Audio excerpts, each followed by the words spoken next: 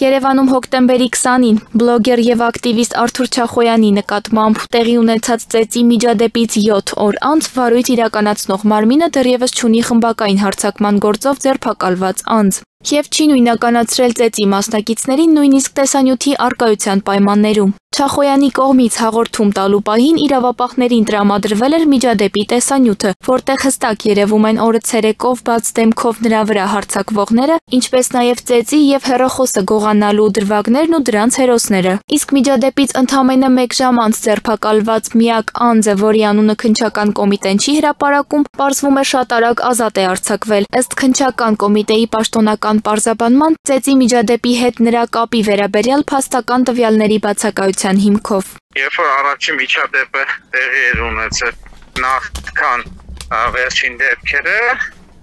տվյալ անձնավորությունը ձերբակալել էին եւ հետո ազատ էին վաստողել եւ ոչ մի կանխարգելիչ միջոցառումներ չէին իրականացել, որ միջադեպը նորից չկրկնվեր։ Հիմա նույն այդ անձնավորությունը, որը նախկինում ձերբակալվել էր, Էլի նույն անձնավորությունն է։ Եվրոմեդիա 24-ին քննչական կոմիտեից չկարողացան մի շարք հարցերի վերաբերյալ հստակ պարզաբանում տալ։ Արդյոք ապօրինի շինության հետ կապված կոռուպցիոն դեպքը բացահայտած բլոգերի ծեծի գործով իրավապահները հարցաքննության հրավիրել են հենց այդ շինության սեփականատիրոջը կամ դրա հետ փոխկապակցված անձանց։ Ի վերջո դեպքը տեղի է ունեցել Բաղյան փողոց 2 կոտորակ 5 հասցեի տարածքում։ Հետևաբար դժվար է ենթադրել, որ ծեծի մասնակից անձանց եւ ապօրինի շինության տերերի միջև չկար ուղիղ կամ անուղղակի կապ։ Ուրեմն ինչպիսի մոտիվացիայով են ընտրվել հարցաքննության ենթակա անձինք։ Չախոյանի հերթական նկարահանման ընթացքում դեպքի վայրում հայտնված այս անձինք սկզբում փորձել են խոչընդոտել բլոգերի աշխատանքը, իսկ հետո հարձակվել նրա վրա։ Այսօր հիմա պատկերացեք, այդ նույն դեպքը իմ հետ չկատարվեր, իշխանավ հետ, կպարականի հետ տեղի ունենալ։ Մի րոպեում սա